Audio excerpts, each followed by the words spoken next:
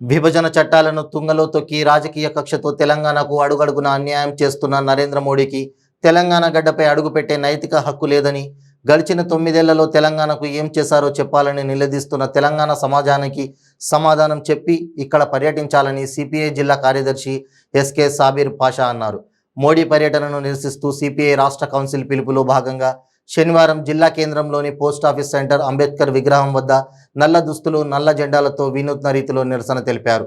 అనంతరం పోస్టాఫీస్ సెంటర్లో ప్రదర్శన నిర్వహించారు.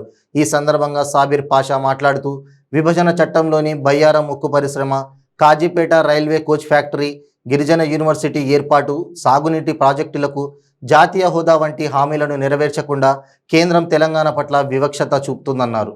విభజన హామీలు నెరవేర్చిన మోడీ, విభజన హామీలు నెరవేర్చిన మోడీ, విభజన హామీలు నెరవేర్చిన మోడీ, నూతన బొగ్గు బావులను, నూతన పరిశ్రమలను, బయ్యారంలో ఉక్కు ఫ్యాక్టరీని, సింగరేణిలో 4 బొగ్గు బావులను ప్రైవేటుకు అమ్ముకోవడానికి చట్టం చేసినటువంటి మోడీ ప్రభుత్వ ప్రైవేటీకరణ విధానాలు తెలంగాణ పర్యటనకు వస్తున్న సందర్భంలో గతంలోనే ఆయన మార్చి పోయినటువంటి 3 నెలల వ్యవధిలోనే ఆయన మంచిర్యాల రావడం జరిగింది.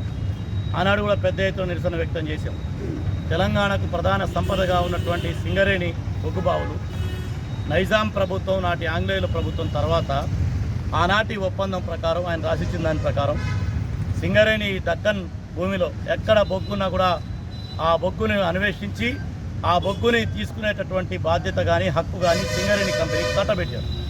ఇవాళ 2015లో 14లో అధికారంలోకి వచ్చిన నరేంద్ర మోడీ గారు ఆ చట్టాలన్నీ సాపజుట్టి మొత్తం గోదావరిలో పడేసి ఇవాళ సింగరేణి కూడా ఇతర ప్రైవేట్ కంపెనీలాగా ఇక్కడ ఎక్కడ బొగ్గున్నా సరే వేలంపాట్లో పాడుకునేటటువంటి దుస్థితికి తీసుకురావడం జరిగింది.